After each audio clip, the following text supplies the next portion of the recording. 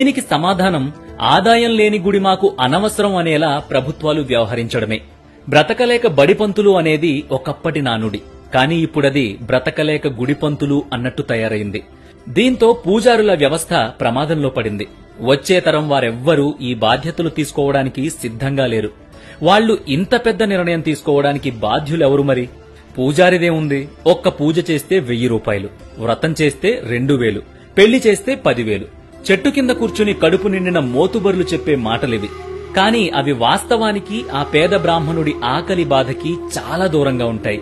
ఇన్ని దరిద్రాలు తాను అనుభవిస్తున్నా సరే, నీ దరిద్రాలు బాధలు పోవాలని నీకోసం నీ తరపున ఆ పూజారి ఆ దేవుడికి ఎందుకు చెప్పాలి?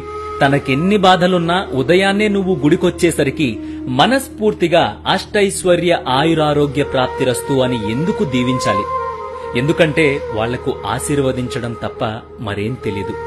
ఒక్కసారి సెటారి సరిగ్గా పెట్టకపోతే గొడవ పడే వాళ్ళెవ్వరూ వాళ్ల బాధలను మాత్రం పట్టించుకోరు.